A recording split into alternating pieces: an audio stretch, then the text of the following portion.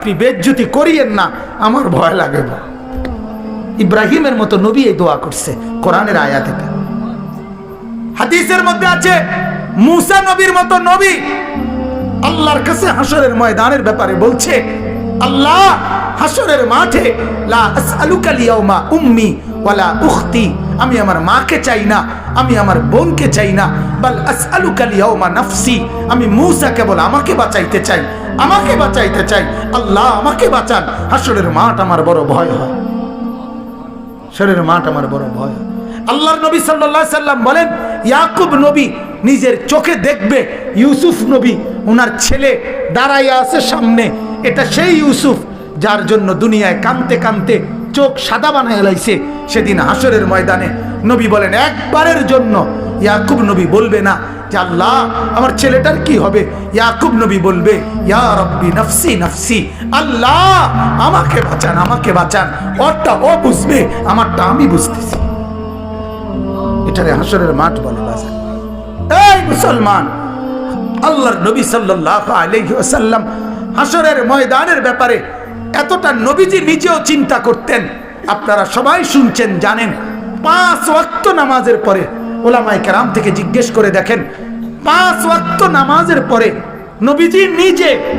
নবীজি নিজে যার হাসরের আখিরাতের মর্যাদার কোনো সীমা পরিসীমা নাই, সেই নবী 5 ওয়াক্ত নামাজের পরে যে কতগুলো দোয়া করতেন, এর মধ্যে একটা দোয়া, নবীজির একটা দোয়া ছিল এটা, আল্লাহুম্মা হাসিবিনি হিসাবান ইয়াসীরা, আল্লাহ এই বন্ধু আমি আপনার, আমারও বড় ভয় লাগে, আমার হিসাবটা সহজ করে দিয়েন।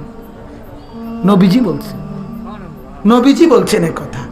অথচ নবীকে আল্লাহ বলছে, ওয়ালাল আখিরাতু খায়রুল লাকা মিনাল উলা, বন্ধু দুনিয়াতে আপনাকে যা দিলাম, আখিরাতে যা দেব, এই দুনিয়ার গুলোর চাইতে ওইগুলো অনেক বেশি উত্তম, অনেক বেশি দামি। এরপরও নবী বলে, আল্লাহ আমার ভয় হয় আমার হিসাব যেন সহজ হয়। অথচ আখিরাতে ওনার মর্যাদার কোনো সীমা পরিসীমা নাই। আল্লাহ তাআলা হাদিসে কুদসিতে বলছে, বন্ধু হাসরের মাঠ আমি আপনার মাঝে আর আমার মাঝে ভাগ করে নেব, কাসামতুল কিয়ামাতা বাইনি ওয়া বাইনাক, আমার মাঝে আর আপনার মাঝে কিয়ামতের দিনটাকে আমি ভাগ করব। আনা মালিকু ইয়াউমিদ্দিন আনতা সাহিবু ইয়াউমিদ্দিন, আমি হব কিয়ামতের দিনের মালিক, আপনি হবেন কিয়ামতের দিনের বাদশা। আপনি বলবেন আমি শুনবো, আপনি সুপারিশ করবেন আমি গ্রহণ করব, আপনি চাইবেন আমি দিতে থাকব। আপনার হাতে আমার ইজ্জতের পতাকা দেব, আপনার জন্য আমার আরশের নিচে মাকামে মাহমুদের আলাদা জায়গা দেব, আপনার জন্য জান্নাতের দরজা প্রথম খোলার উদ্বোধনের অধিকার আপনাকে দেব। এত মর্যাদার পরেও নবী বলতেন, আল্লাহ তবুও ভয় হয়, হিসাবটা সহজ করেন। আপনি কেনা, আমি কে? বলেন এই মুসলমান, বলেন সেজদা নাই ঘরের মধ্যে গত 1 বছর 2 বছর আপনার উপযুক্ত ছেলেটা কোনো দিন ফজরের নামাজ পড়ে না, মেয়েটা ফজরের নামাজ পড়ে না, বিবি পর্দা করে না, মেয়ে পর্দা করে না, ঘরের মধ্যে আজ 20 বছর টানা রঙিন টেলিভিশন চলে, নর্তকী নাচে গায় ফুর্তি করে, গানের আওয়াজে বাদ্যে পুরা ঘর জমজমাট, এত নাফরমানির অবস্থায় এই হালাত নিয়ে কবরে গিয়া সুপারিশ কেমনে মিলবে দোস্ত? আখিরাতে নবীজির সামনে দাঁড়াবেন কিভাবে? আল্লাহর নবী তো বলবে, উম্মত এভাবে বেজ্জতি করলি কেন? 23 বছরে তোর আমার তায়েফের রক্তের কথা মনে নাই? আমার দান শহীদের কথা মনে নাই? আমি 14 দিন পেটে পাথর বাঁধছিলাম ক্ষুধার কষ্টে, একথা কি মনে নাই? আমি 3 মাস চুলায় আগুন জ্বলে নাই, একথা কি উম্মত মনে নাই? আমার এত কষ্ট এত মেহনতকে এইভাবে নাফরমানি করে আমাকে তুচ্ছ তাচ্ছিল্য করলি, আমার দিনকে অপমানিত করলি, আজ কেন বলবো? আজ কিভাবে বলবো আমি মাওলার কাছে? বল উম্মত।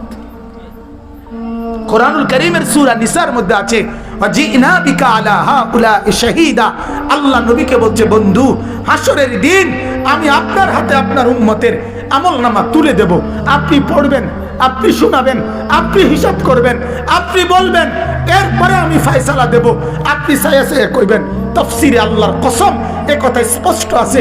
হযরত আব্দুল্লাহ ইবনে মাসউদ বলে, যেদিন নবীর সামনে এই আয়াত, এ ওয়াজিনা বিকা আলা হাউলা'i শাহীদা সূরা নিসার এই আয়াত যেদিন পড়লাম সেদিন হযরত আব্দুল্লাহ বলে নবীজি অজরে চোখের পানি ফেলে কাঁদছে আর একথা বলছে, উম্মত যদি পৃষ্ঠার পর পৃষ্ঠা গুনাহ আর নাফরমানি দেখি আমি মাওলার সামনে পড়বো কেমনে, শোনাবো কেমনে, আল্লাহর কাছে বলবো কেমনে?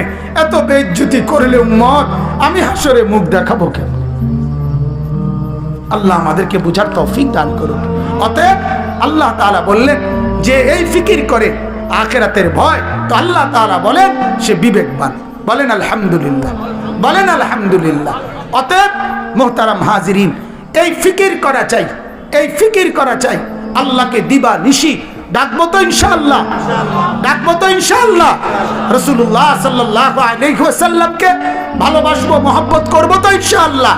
শুধুমাত্র মুখে মুখে তো ইনশাআল্লাহ। কয়ভাবে? কয়ভাবে? আবার বলেন, আবার বলেন। আল্লাহ তাআলা আমাদেরকে তৌফিক দান করুক। বলেন আলহামদুলিল্লাহ, বলেন আলহামদুলিল্লাহ, বলেন আলহামদুলিল্লাহ।